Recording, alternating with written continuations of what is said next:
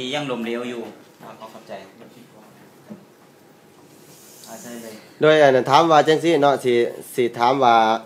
การใส่ชีวิตอยู่ในประเทศไทยกับการใส่ชีวิตอยู่ในประเทศลาวเฮามันแตกต่างกันแบบใดนะครับเป็นจังได๋จังมาเฮ็ดงานอยู่เมืองไทยคือว่าอยู่ประเทศลาวคือแบบการพัฒนามันบ่เจริญแล้วก็เสียค่าภาษีหลายถ้าเกิดว่าเฮา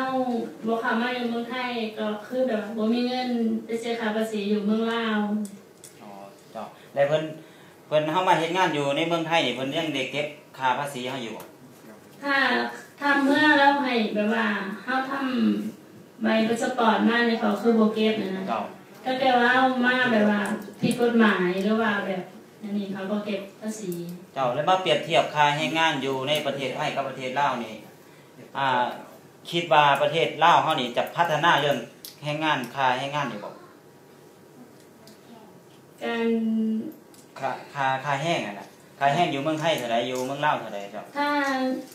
ค่าที่อยู่เมืองลาวน่ะมันจะถูกกว่าเมืองไทยประมาณเท่าใดประมาณถึงได้บ่ประมาณ 2,500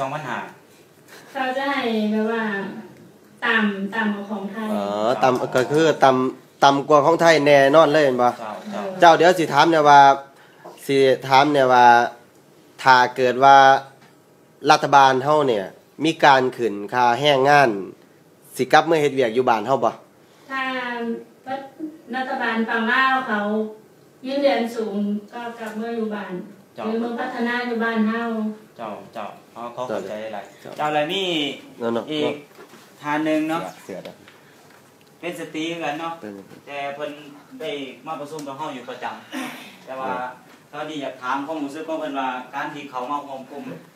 คนลาวรุ่นใหม่ต้องการประชาธิปไตยบ่รับใช้เผด็จการนี่เพิ่นฮอดจุดนี้แหละเพิ่นมีความรู้สึกจะได้ภาคภูมิใจกับกลุ่มเฮาเจ้าอันนี้เดี๋ยวน่ะสิถามเพิ่มว่าสิก่อนอื่นหมดเนาะสิถามก่อนว่าการที่มาประชุมนี่คิดว่าเสียเวลาบ่มันคุ้มค่าบ่หรือว่าจังได๋นะ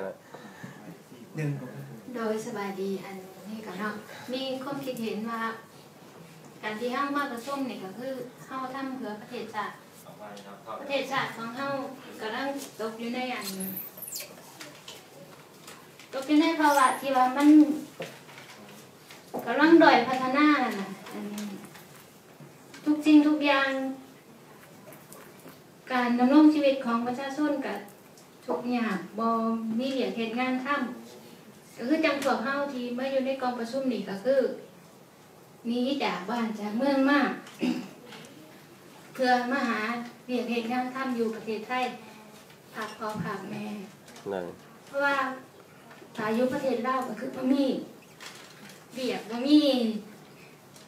มีอาชีพเป็นรักเป็นแรงได้ก็ต้องมาทำงานหาเงินและอยู่ลาวเฮาก็กลับไปกับเขาก็มีการเก็บภาษีกับพวกขายแรงงานที่มาประเทศไทยแล้วเป็นจังได๋ว่าเขาสู่กลุ่มคนลาวรุ่นใหม่เฮานี่รู้สึกว่าเฮาสามัคคีบ่รู้สึกว่าเฮาสามัคคีกันบ่หรือว่าเป็นประชาธิปไตยกว่าที่กว่าฝ่ายรัฐบาลบ่หรือว่าจังได๋แน่นอนเนาะพวกเฮามีกำลังใจจากที่มาเห็นกันจังซี่เนาะแม่ต่างประเทศแน่ที่เขาสนับสนุนพวกเฮามาได้เฮาต้องเฮ็ดให้ดีแล้วให้มันสำเร็จผลให้จนหูรัฐมนตรีของลาวเฮาเนาะได้เขาเข้าใจหลายจ้ะโดยมีอีกทานนึงก็คือโดยเดี๋ยวขอถามนิดนึงเนาะสำหรับทานผู้หญิงเนาะเพิ่นอาจสิเป็นเทื่อทมิตรที่เขาร่วมมันน่ะเพราะว่าเพิ่นก็แสดงความคิดเห็นทั้งการเมืองทั้งออนไลน์ทั้งมีเดียต่างๆแต่ว่าเพิ่นก็บ่กล้ามาร่วมประชุมเพิ่นว่าญาติรัฐบาลจับว่าซั่น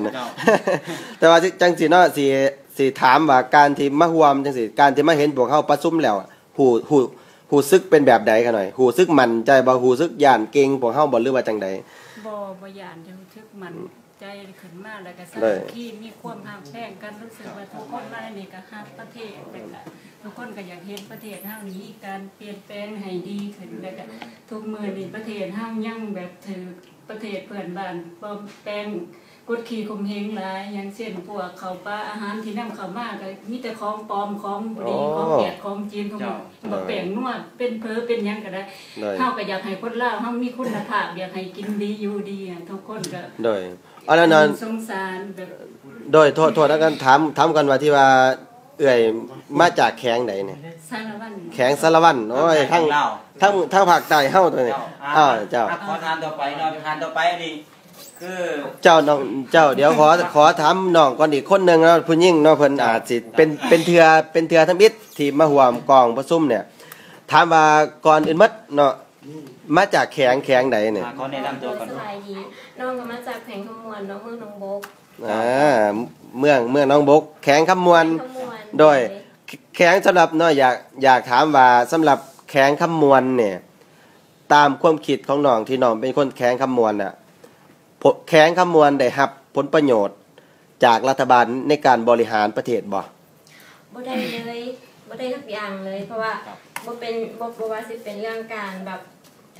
การเรียนเนาะหรือว่าการเฮ็ดงานแต่ว่าตั้งใจทำเฮียนมาเสียเงินเสียทองค่ะบางคนก็ขายงัวขายควายขายใจขายเฮียน